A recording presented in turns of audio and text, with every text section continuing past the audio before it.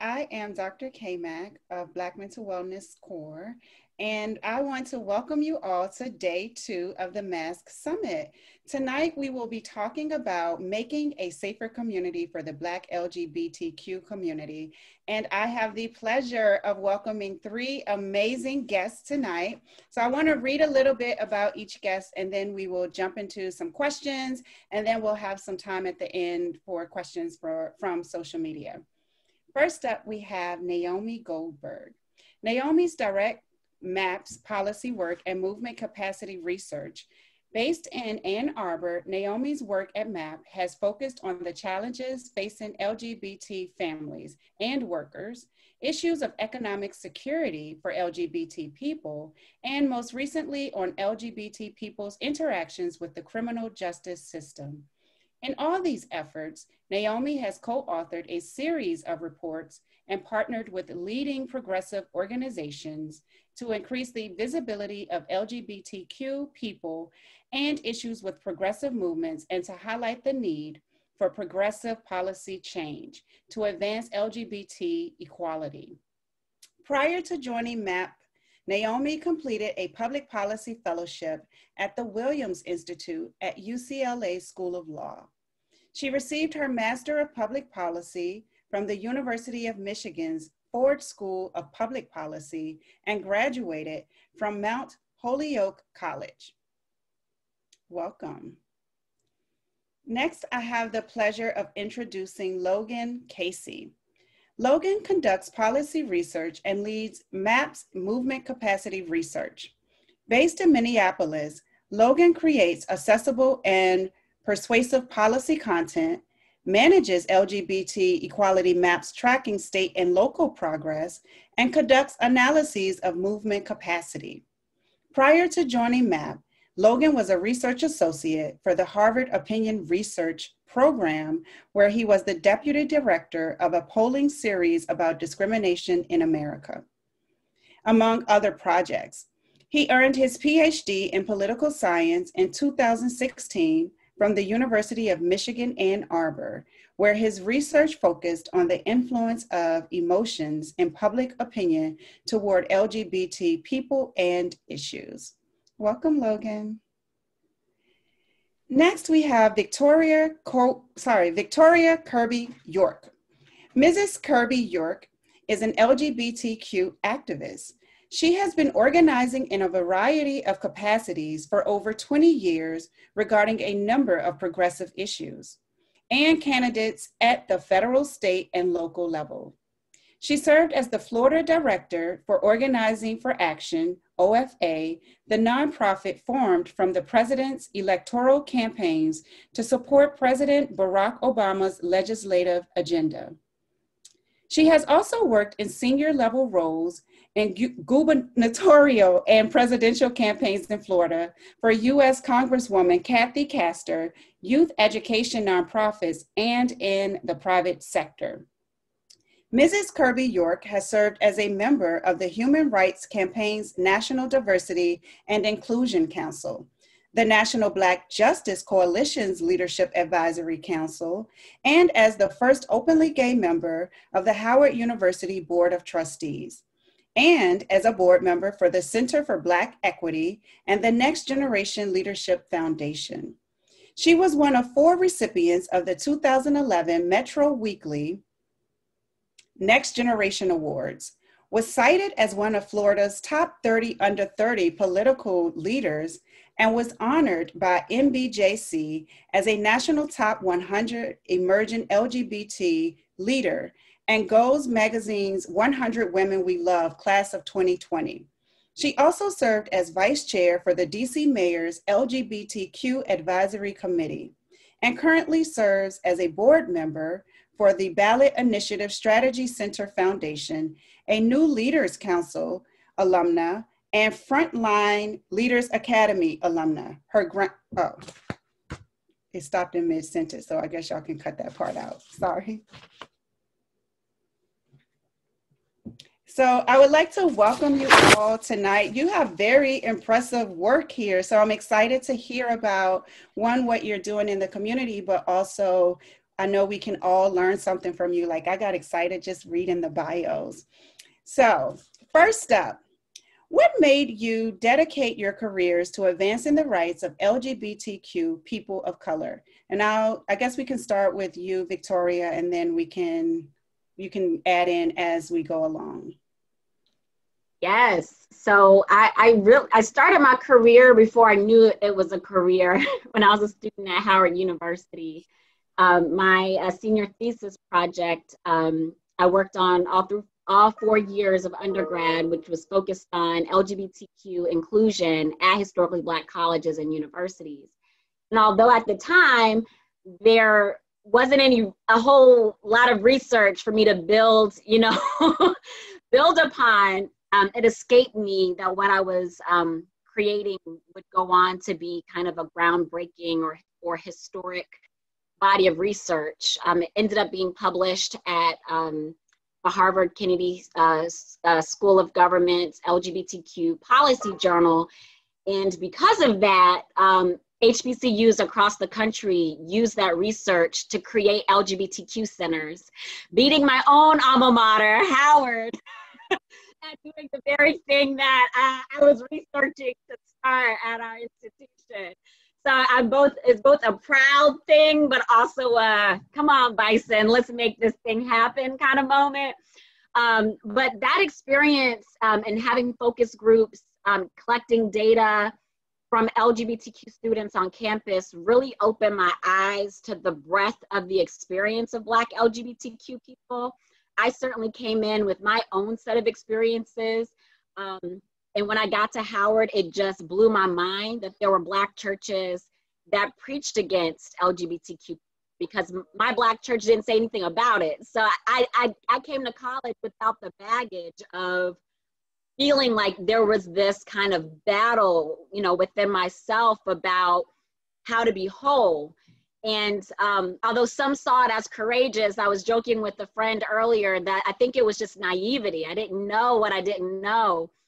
And doing the research really and getting to form deeper relationships with other LGBTQ folks on campus was the first time that my eyes were really open to the experiences of Black people across the diaspora, not just in the different regions of the country, but in other countries outside the United States as well. And so that really kind of started my interest in figuring out how to make people like me whole, to be able to have protections everywhere we go, whether it's on campus or at the grocery store, or more importantly, these days at the hospital. So that was the beginning of my journey. There's a lot that you read in my bio that happened after that, but that was certainly my first awakening that we can create change, and that in order to do so, our stories had to have the statistics and the data to be able to back it up. And so I'm really glad that my colleagues from NAP are here, because I know for sure that that's their wheelhouse. I didn't want to say anything, but I went to Howard too. So as I was reading your bio, I was like, yes. Thank you. Yes,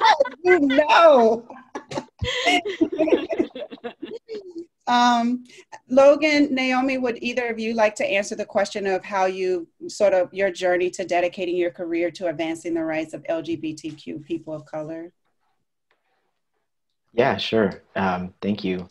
Yeah, I'm a queer and transgender man, and for about I was trying to do the math before we got on here. I think about 17 years that I've been out now in some form as a member of the queer community.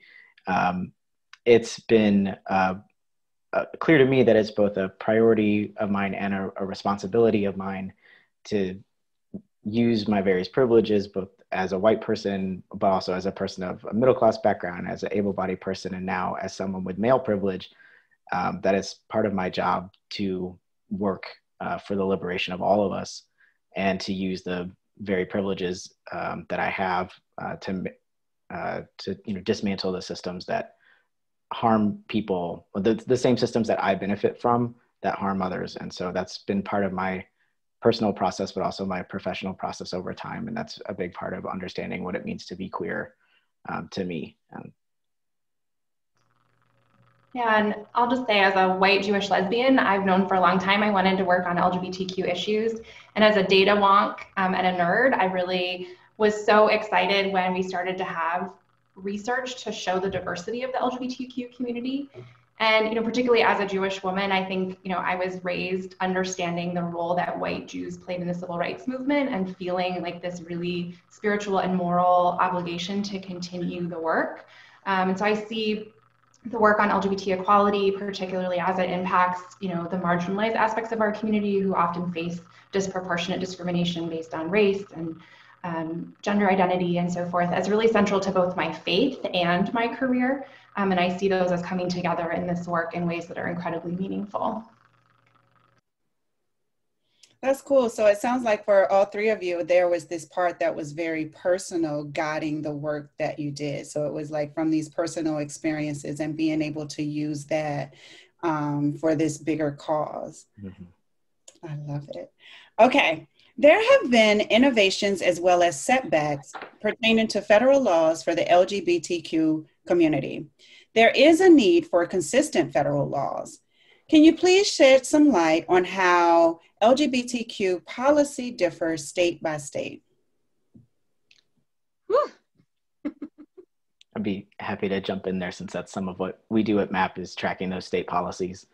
Yeah, you're absolutely right. There is a lot of variation across states in terms of LGBTQ rights and policies. At MAP, part of what we do is we track nearly 40 different LGBTQ related laws and policies at the state and local level. And what we're able to do with that research is to show that variation in a way that's, we think and hope, is easy and intuitive to look at and understand across states. And what it shows is that from one state to the next, a person's rights and recognition under the law varies quite a great deal. And not only from one state to the next, but across different areas of policy. So whether that's policy affecting your rights at work, or as Victoria mentioned earlier, your rights in healthcare, also your rights in the criminal system, your ability to update legal documents with your name and your gender marker, all of these things vary across state lines as well.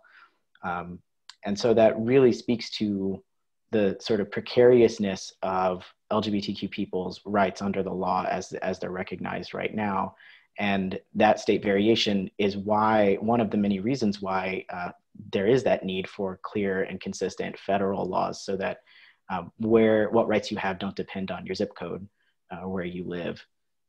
But one thing I really wanted to note about that state variation is that it does have a disproportionate impact on Black LGBTQ people, because what we see in the research is that the South in particular has the most hostile policy landscape of all, of any region in the country. And the South is home to the majority of Black people in this country. It's also home to more LGBTQ people than any other region in this country.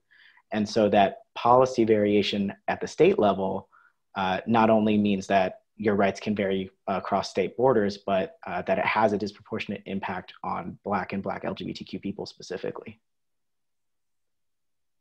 And just to add on a little bit more to what Logan shared, I grew up in Florida, and as noted, I spent some portions of my first kind of paid progressive activism in the state. And even though right now the Florida Competitiveness Work Act, which would provide civil rights protections for LGBTQ folks like myself, has the most co-sponsors for any piece of legislation ever to come before the Florida legislature, it has not been able to get a floor vote in either chamber. And so in the midst of that, in a state of nearly 20 million people, you have so many who are left without the protections they need in healthcare, thankfully no longer on the job, thanks to the Bostock decision, but certainly in so many other parts of their lives. In our lives. One of the other pieces I want to just lift up around your question is regarding the Civil Rights Act, because I speak to a lot of my aunties and cousins and uncles and relatives who are like, you keep trying to say civil rights for LGBTQ people, and that's something specific to the Black community. And I always have to look at them in their eyes, and say, I'm Black too, aren't I? Because the lack of LGBTQ inclusion in the Civil Rights Act means that when I walk into a restaurant, if I'm discriminated because I am Black, and I know that it's because I'm Black, and I file suit, that restaurant owner can say, actually, it was because she's a Black woman, because public accommodations don't cover sex, right? They can also say, you know, I discriminated her because she's a lesbian. It had nothing to do with the fact that she's Black. So even though I'm protected on the basis of my race, in certain parts of civil rights law, I'm not protected because of my assumed gender, right? And I'm also not protected because I might walk in holding my wife's hands, right? So if we really mean that we care about, or we rooting for everybody Black, right? If we rooting for all Black people to be protected under civil rights law, then that means that all parts of who I am must be protected no matter where I go. And you can't say, well, my moral convictions tell me, because that's loosey-goosey, right? Your moral conviction and what's scripture and what's like, you know, what your pastor said this Sunday versus a year ago, all changes, you know, depending on the day and depending on who you're talking to. And so that type of sentiment in our law has no place when it comes to protecting something as core as our civil liberties, our civil rights. And I always like to call Pauli Murray into the room, because Pauli Murray is someone who was responsible for Thurgood Marshall's success as a Supreme Court justice, because her legal jurisprudence paved the way for Brown versus Board of Education. The legal theory that won that case was Pauli Murray, a fierce Black queer woman saint. Now she's been sainted by the Episcopal Church, first Black woman priest, right? Probably if the term transgender existed back then, would have identified as transgender, is the reason why Brown v. Board of Education and the separate and unequal policy in this country was overturned. Likewise, her legal theory on the basis of sex gave way to the very court case that made Ruth Bader Ginsburg a household name to begin with, that showed that the Equal Protection Clause included women. And Pauli was smart. She did like a lot of Black women did. She knew there's no way they're gonna put a Black woman on the court, and ain't no way they're gonna put a Black lesbian on the Supreme Court, or to even fight or advocate to the court. So she pushed her legal theories through her friends, who ended up being champions and were good friends, and that they quite often credit her for her work, even though the media and even Black history don't always give her due diligence. Both the women's rights community and the Black civil rights community owe a lot to her. And now, because of the Bostock decision, which rests on the basis of sex being interpreted to include LGBTQ people, means that the LGBTQ rights movement also owes a lot to her, because those words would not have been included in the Civil Rights Act if it wasn't for the fact that Pauli Murray went to every single lawmaker in Congress explaining that as a Black woman, she would not be made whole in their pursuit for civil rights protections if she wasn't included. There should be a movie about her. Anytime I have a chance to talk about Pauli, I like to bring it up. I know I put my comments over time, but she's someone I think every Black LGBTQ person in this country and everyone in general should know about. We owe her a debt. I never heard of her, so thank you for sharing. Yeah. You're welcome. And it kind of fits into the next question as well, as you were talking about Bostock and all of that. So could you please explain post-Bostock, the Need for Equality Act, and how Black LGBTQ are affected by these laws? Well, I can jump in and just give kind of the basics on Bostock, because I think Victoria really beautifully explained sort of where it's limited, but I think there's a lot of opportunity in Bostock. So, in June 2020, the US Supreme Court affirmed what many lower courts, the Federal Equal Employment Opportunity Commission, and millions of LGBTQ people already knew, which is that when someone's fired because of who they are or who they love, because of their sexual orientation or gender identity, that is at its most core discrimination based on sex and based on stereotypes about who we are. So as a result of this ruling, which affirmed that Title VII, which currently prohibits discrimination based on race and sex and ethnicity and national origin and a few other categories, that sex discrimination is encompassing of sexual orientation and gender identity discrimination. When the court made that ruling, what happened was that workers across the country can continue to file employment complaints with the EEOC and through the federal courts when they experience discrimination based on sexual orientation and gender identity. And I think what's important to note here is that most people who experience discrimination and who file complaints with the EEOC are actually filing complaints based on multiple bases. So research out of UMass Amherst has found that often when people file complaints alleging sexual orientation or gender identity discrimination, they're also saying that they were discriminated based on their race or based on their disability or based on their sex. Just as Victoria beautifully illustrated, like you can't necessarily say discrimination was only because I'm a woman or only because I'm a lesbian or only because I'm a Black woman. And so it's really important to think about how when people bring claims, what the EEOC is now allowing folks to do is to say, this was because of my sexual orientation or my gender identity. And this ruling is really important for a couple of reasons. First, immediately, millions of people living across the country were able to continue filing those complaints. And that's particularly impactful for people who are living in the majority of US states that lack clear, explicit state-level protections that say discrimination based on sexual orientation and gender identity are illegal. And our research has found that the ruling was particularly impactful, as Logan mentioned earlier, in those states that lack protections, which is where the majority of people of color live. Particularly, we found that Black Americans were more likely to live in those states that lack protections than in states that don't. And so I think that's a really important point. The other reason that the Bostock decision was so impactful is because it didn't rely on just employment. It didn't say this only matters in employment. The legal theory behind the ruling could be applied to other federal statutes that prohibit sex discrimination. And importantly, that includes housing, and it includes education. It also includes healthcare. So I think it's really important to sort of understand how impactful Bostock can be and is, but also the places that it lacks. And I think Victoria already mentioned that public accommodations laws, for example, don't prohibit discrimination based on sex right now. So even under Bostock, there are no protections for queer people. And we also know that that's true in a couple of other places. So it's really important, the Bostock decision, but it also means that we need to continue pushing for clear, explicit federal protections through the Equality Act. And then the last point I want to make, because we can talk more about the Equality Act in a little bit, but the other point I wanted to make is that we also need to recognize that legal equality is very different than lived experience and to equitable opportunities, particularly at work.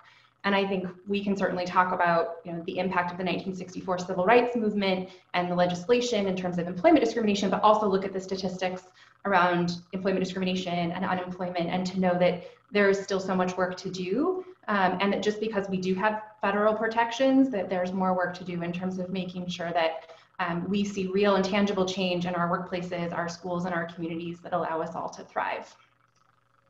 Yes, Naomi's point about like our society is so major, because especially in the aftermath of some of the protest over the summer, we saw a lot of companies, government agencies really reach out to try to grapple with how they can leverage, like the spaces that they are in leadership of, to provide training and support to really deal with and unpack implicit bias, so that it's not just about the law, but how it plays out with employees who's working in that store. Employers who are making decisions about hiring and firing folks. And recently we saw from the Trump administration an executive order that really created a cold, kind of freezing atmosphere for agencies and government contractors, which employ a good chunk of our workers in this country, from having conversations that become too uncomfortable. And if you're going to really dig into implicit bias, which we all have, right? It's not a white, black, you know, binary conversation. Like, all of us have biases. But if we can't take the moment to really unpack the impact of those biases on other people's lives, it really creates a hurdle in us being able to move past some of what's held us back as a country. Not wanting to have the hard, difficult, uncomfortable conversations have resulted in a Cold War of sorts in our nation, where we just don't talk about it. No one acts. The bad behavior just continues to happen because no one is calling it out in honest ways, and folks aren't accepting the feedback in authentic ways that allow us to build across areas of difference. And the moment in our country we started to try to grapple with it, you see the Trump administration push out this executive order to try to tame or to slow down some of this change that would have gotten to some of what Naomi's talking about with cultural change. And it's not all of it. We have to have these conversations in our churches, synagogues, mosques, in our, like, on the block in the neighborhood, at the barbershop and beauty salon, on our campuses, in K through 12. We have to have these conversations everywhere, in our homes. You know, the laws by themselves won't do it. One of the pieces I want to make sure we get in on the Equality Act, and I know Logan might have something else to add, is that the Equality Act not only adds sexual orientation, gender identity, and expression to the Civil Rights Act, it also improves protections for everyone who's a currently existing protected class. One of those areas that I like to point out is around federally funded programs. Because I know when I first read that, when we were talking about what the legislation language was going to look like this last term, I jumped for joy, because the first moment I read it, I was like, that means jails, right? That means prisons, right? That means police offices that, you know, get federal funds, right? So when we experience discrimination at the hands of our own federally funded criminal justice system, there's an opportunity for us as people to be able to have some kind of justice if the Equality Act passes. And as a Black woman who wore locks a year ago, and even with the shortcut I have now, being able to fight for language to be added into the next round of the Equality Act that includes an any combination thereof, means that that intersectional legal theory that Kimberly Crenshaw first started talking about so many decades ago, that built upon Polly Murray's Jane Crow theory, really, you know, creates the opportunity, if you're dealing with hair discrimination, or what in New York was passed, the Crown Act, you'd be able to say, it's not the one or the other, it's the coming together of my Blackness and my womanness, right?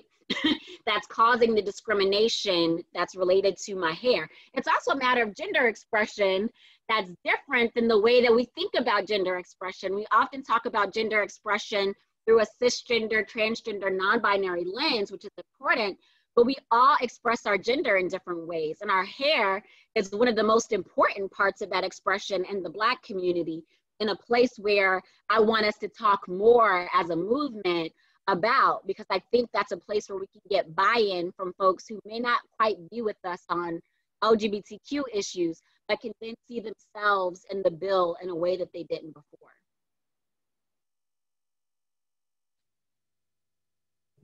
Thank you. So we have like a few minutes before question and answer. So I want to get through, we'll see how many we can get through. Okay. The LGBTQ community are victims of various violations ranging from sexual crimes, discrimination in housing, employment, and healthcare. Yet the criminal system turns a blind eye with this community. What are the fears? Is it a case of the system doesn't know or doesn't care, or maybe both? And I think you started to touch on some of that in that last response. So this is great. Yes, it is definitely both. And the interesting thing about policing when it comes to the LGBTQ community is that we are over-policed in ways that we don't want to be over-policed, and under-policed in the places where we would benefit from some justice. And what I mean by that is when you look at the statistics of the percentage of LGBTQ people who are in prison, we're 3 times more likely than our cisgender straight counterparts to be incarcerated or to receive more harsher sentencing. You also see, when you look at women's prisons in particular, 42%. I want y'all to breathe that in with me, because when I first saw the statistic, I was like, this got to be fake. I had to go look at some crosstabs, dig into that research a little bit more. 42% of the people in women's prisons, which include trans men and non-binary folks, identify as LGBTQ. We're like 5% or less of the population. So to be 42%, nearly half of anything, is ridiculous. And I don't know statistically, because it didn't get that granular. That's part of why we need more data. So appreciative of Matt for what they do.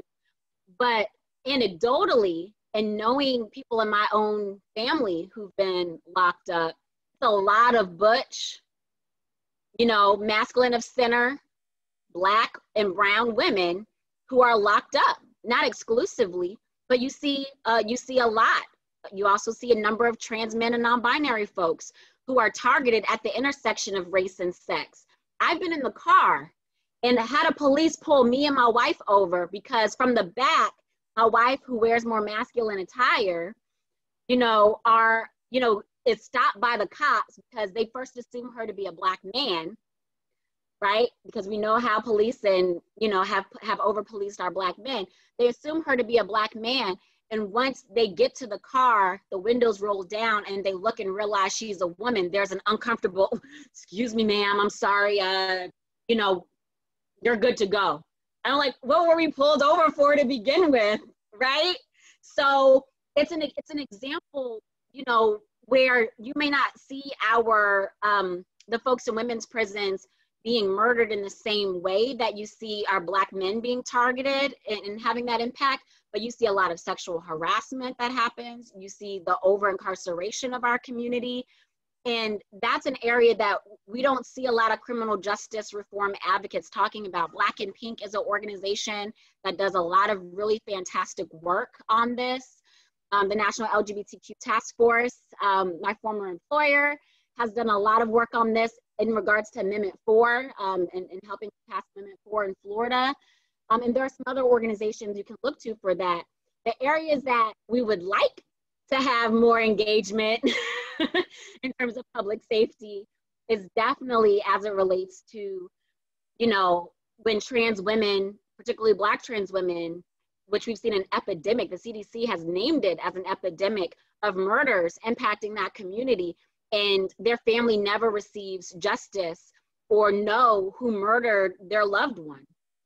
There also tend to be dead named in this system, which is another just slap in the face when it comes to honoring their life and their deaths with dignity.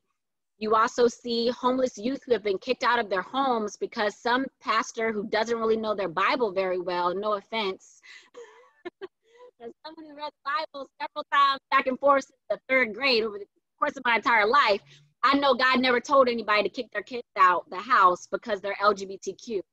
But you see so many of our youth who are homeless, who are then incarcerated and put into the cradle to prison pipeline because they've been rejected by their homes and rejected by their church, and in some cases rejected by their schools.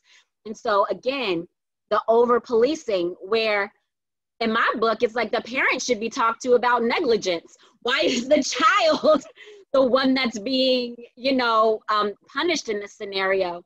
There are other situations that you outlined in your original question where we do wish that there'd be some other public safety advocates in whatever form folks think public safety should be delivered in this country, whether it's our current system or a different system, that we would like support. But we could certainly do less with some of the other ways that I've discussed in this question. Okay, next question. The impact of COVID on the world has been catastrophic. Specifically, how has this pandemic impacted people that identify as LGBTQ, and what populations are most at risk? I can start here with sort of what the data shows us, which I think is not surprising to many of us, particularly given that we have known that LGBTQ people, particularly LGBTQ people of color, are often folks who are already living in poverty, who are already have challenges accessing healthcare and having healthcare insurance. I think that what we have seen with COVID is that LGBTQ people are on the front lines. New research out of HRC and PSB, they actually did a survey where they did look at specifically the experiences of Black LGBTQ people. And I think the findings are really stark and really speak to kind of what folks are experiencing. So for example, 1 in 3 Black LGBTQ respondents had their work hours cut due to COVID, and that compares to about 22% of the general population. We've also seen there that 36%, so again, 1 in 3 Black LGBT respondents had to make changes to their household budgets as a result of COVID. And that compares to about 25% of the general sample at the time. And so when we think about not only sort of who we know are at greater risk for contracting COVID and dying of COVID, which we know are Black and Brown people in our community in the US, we also have to think about sort of what is the LGBTQ experience around access to healthcare, around discrimination by healthcare providers, and the lack of access to good health insurance. And so I think it's really critical that we think about the intersecting pieces of people's lives, and that research finds that LGBTQ folks are more likely to work in industries that are particularly impacted by COVID. So working in retail, in restaurants, and also in healthcare. So we're already sort of at greater risk in our jobs, both to get COVID, but also to see our jobs cut.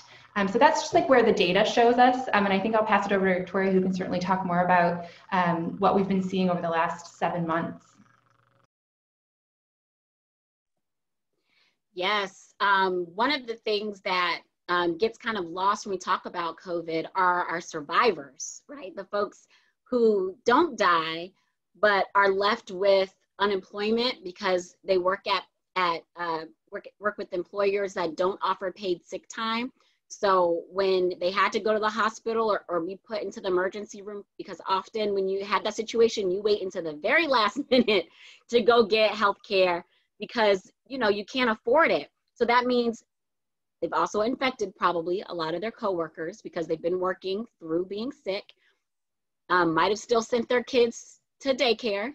I have a little one, and I've definitely seen parents drop their kids off with green everything running down their face. And I'm just like, I know the parents probably, don't have anywhere else to place their kids. But part of the peril about some folks not caring about everyone having paid sick leave and everyone having affordable health care is that in moments like this, when you have a global pandemic, I'm starting to call it the plague, is that you have people who are making life and death decisions, not just for themselves, but for other people. And then on the other side of it are left without a job, which means they don't have the capacity to pay their bills, to pay, to keep food on the table, to take care of their family, to keep that kid in daycare. And so you have a problem on the other side of the disease as well. And those state unemployment programs are not very well run in all the states. It can sometimes take months to get access to the resources legislated in the CARE Act, and everyone's not covered by the different boxes you have to fit into to even get it in the first place. And so there's so much about surviving after COVID that is perilous to anyone who's low income, but especially for low income LGBTQ folks, and especially for those of us of color.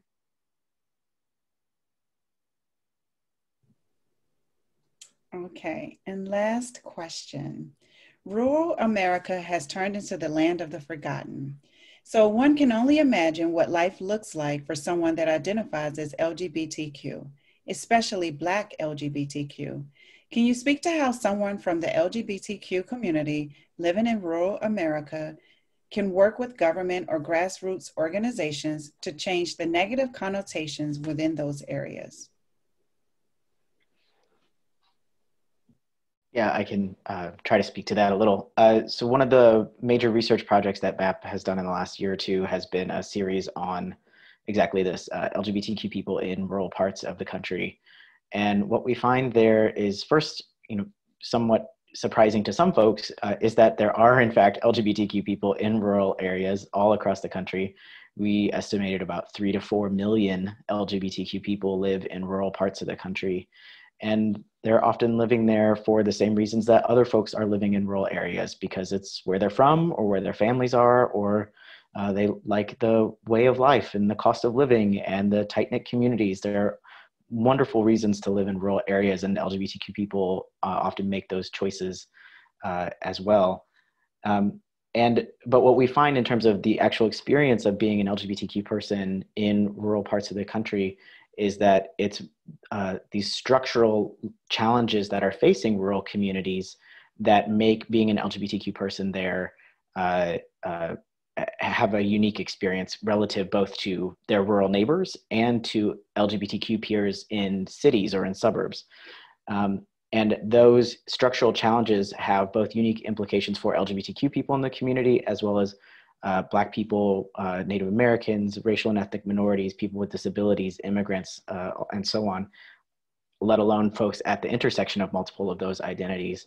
And so for example, to be concrete for a minute, let's take the example of healthcare, since that's so important right now, given everything that's going on and is always important. But one of the structural challenges facing rural communities is just on average fewer healthcare providers, and often a declining number of healthcare providers, or even just very far distances that you have to travel to get to a healthcare provider.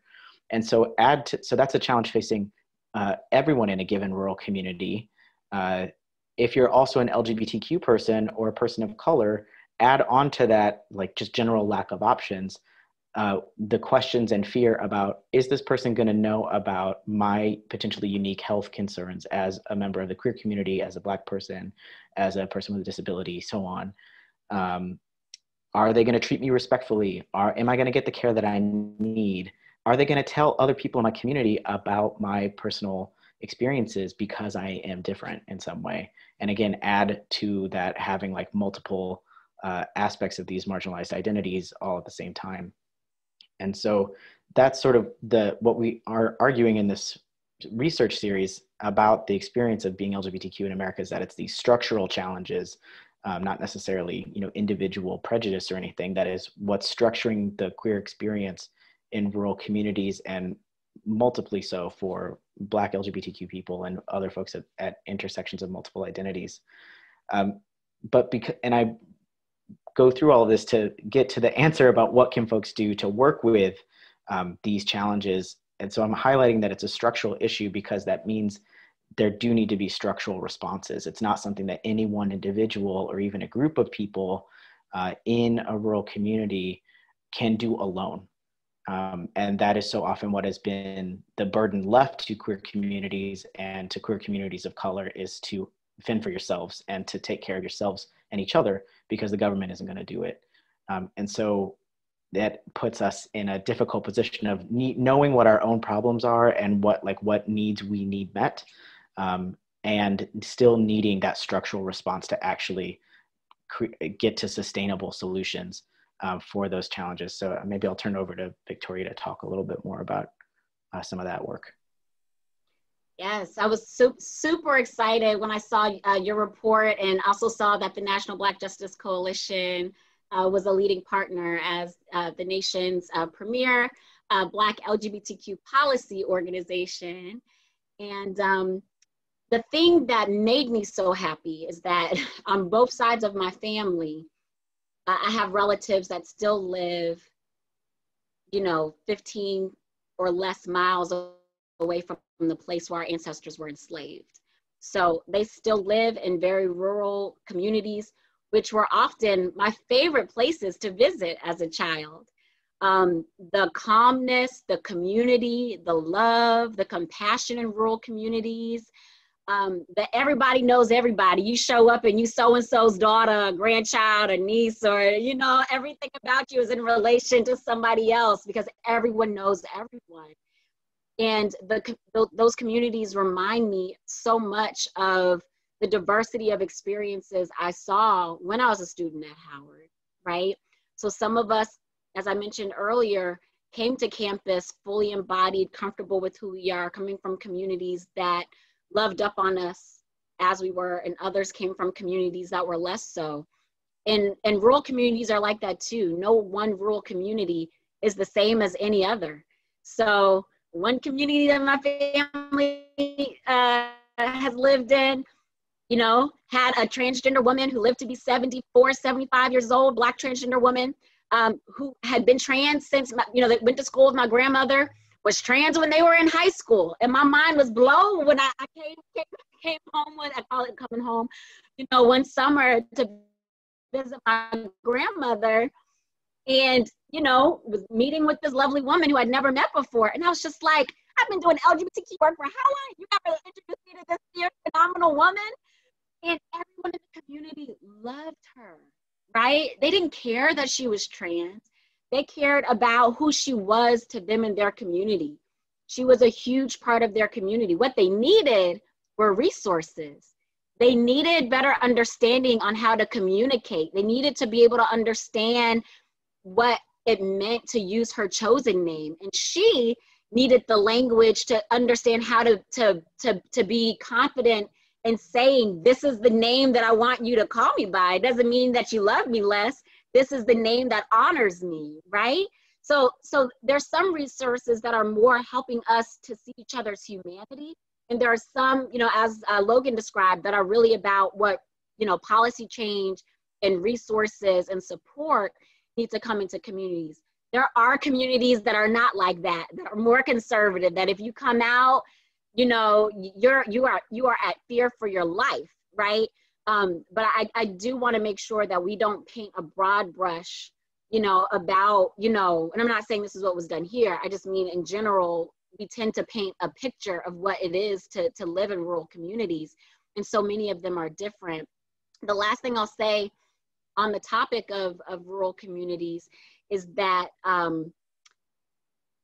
there is an untapped potential, long untapped potential when it comes to rural communities in the South, especially.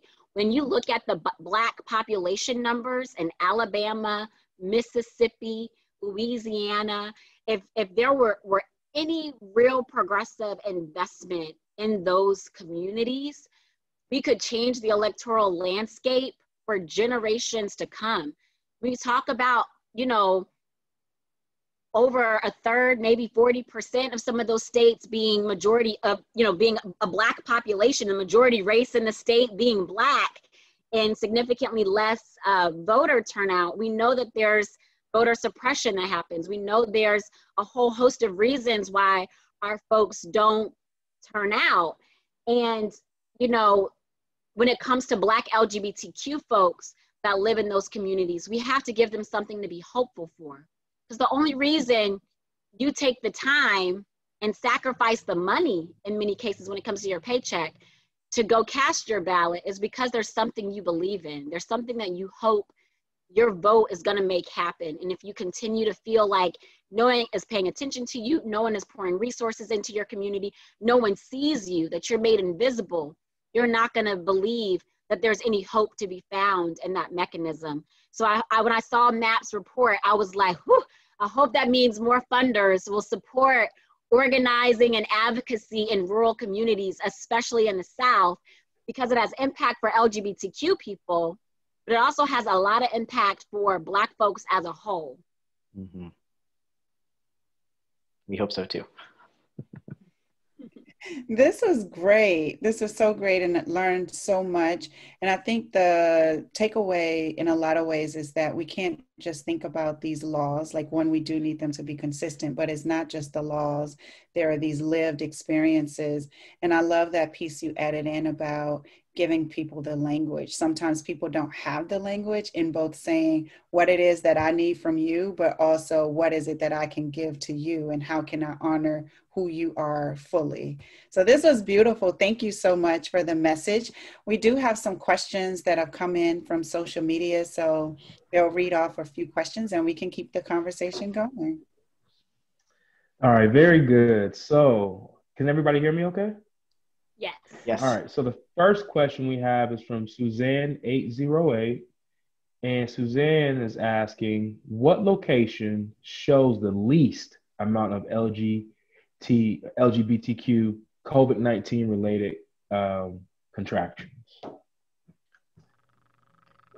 So as the data nerd, I'm happy to start on this one, which Victoria early talked about, the need for better data. And unfortunately, this is a place where we just lack good data about queer people and who we are and where we live. Very few states are tracking in the COVID data, sexual orientation or gender identity. We've seen Pennsylvania and California and a couple of other places are trying to do that.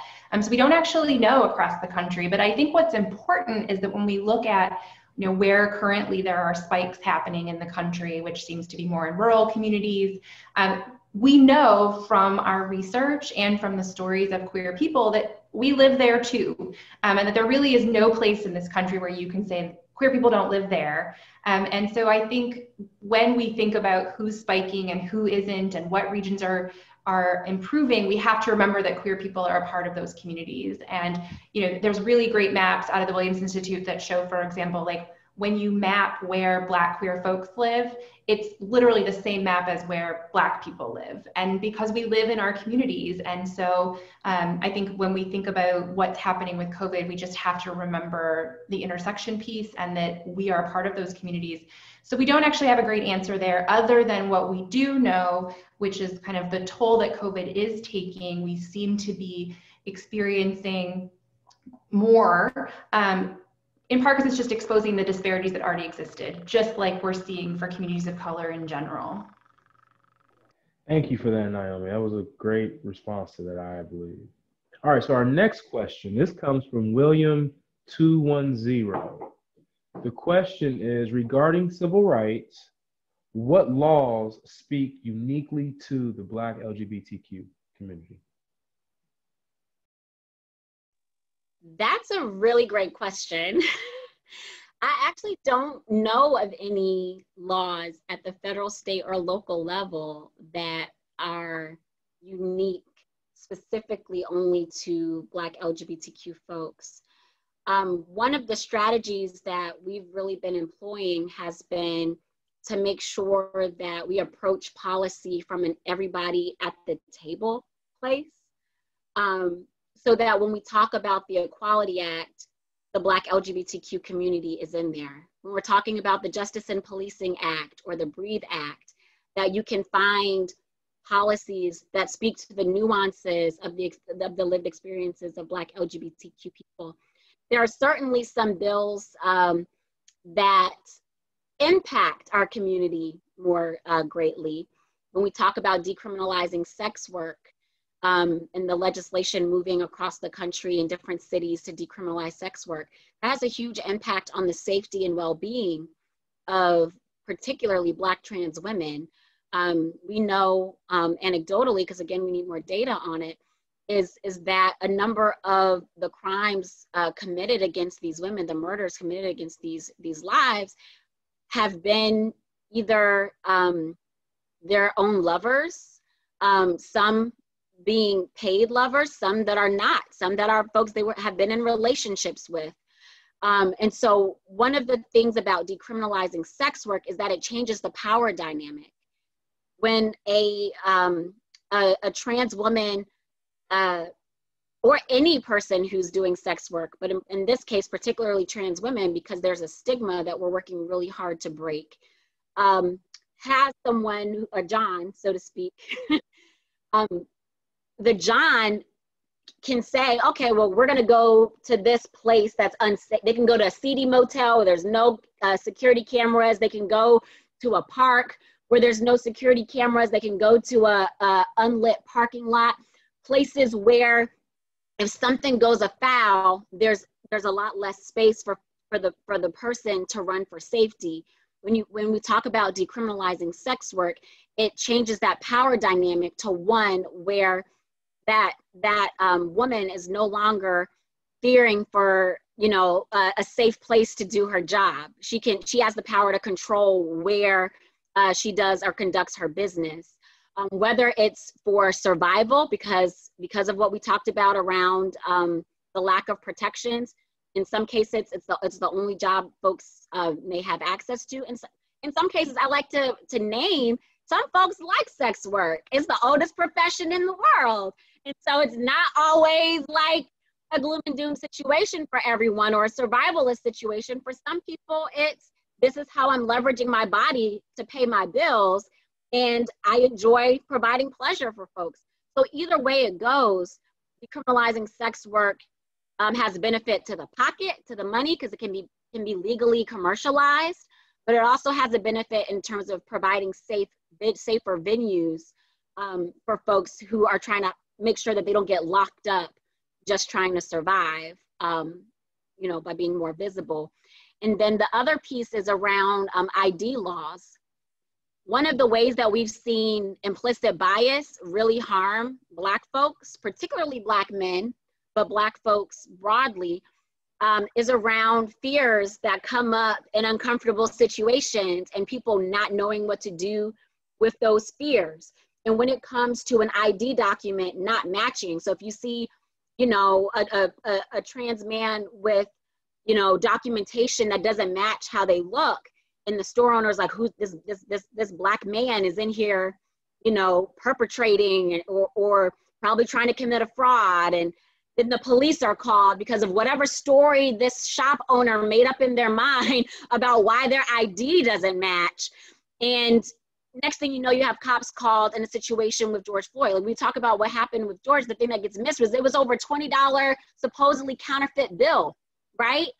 And so how many times, you know, have I heard trans folks talk to me about experiences, their IDs that don't match? So when we talk about IDs matching, it benefits the entire community, but in particular, I think about some of those negative interactions, particularly with business owners, with TSA at the airport, with you know, police officers that go awry when it comes to Black folks in particular, and can make it even worse for Black, trans, and non-binary folks. So that's another place where it's not a law was particularly created to solve for issues of Black LGBTQ people, but when it comes to the ways in which bias shows up in our lives, has you know, a disproportionate impact in making sure that folks are safe, not just mentally, but physically. And the mental part is important. I didn't mean to like minimize the mental part.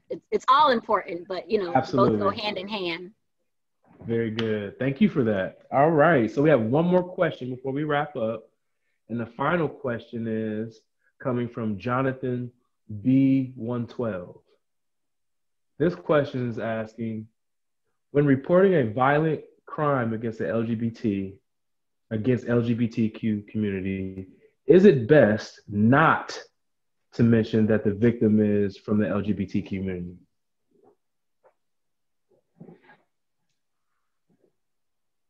That's a heavy one. Question. That's a heavy one.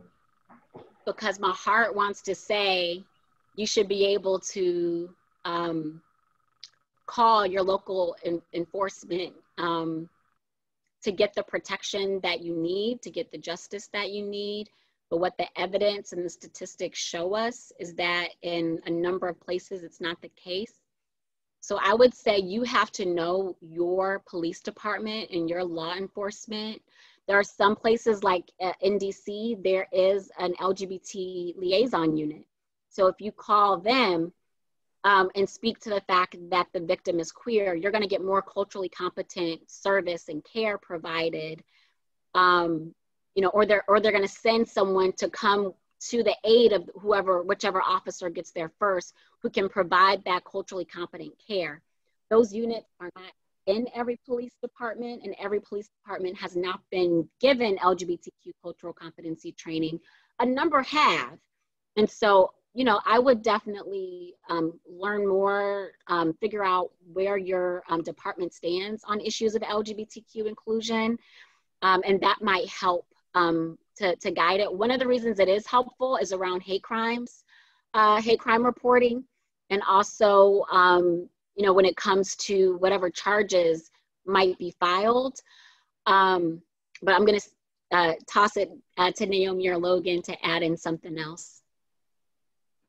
I think you covered most of the things I was going to say. The only other addition I wanted to make was that a number of state LGBTQ organizations and LGBTQ community centers also offer anti-violence programming or victim support services. And so if you don't want to work through the criminal system or have the incredibly valid and evidence-based fears that Victoria referred to, there are often other resources in the community provided by the community to at least get some kind of support that way.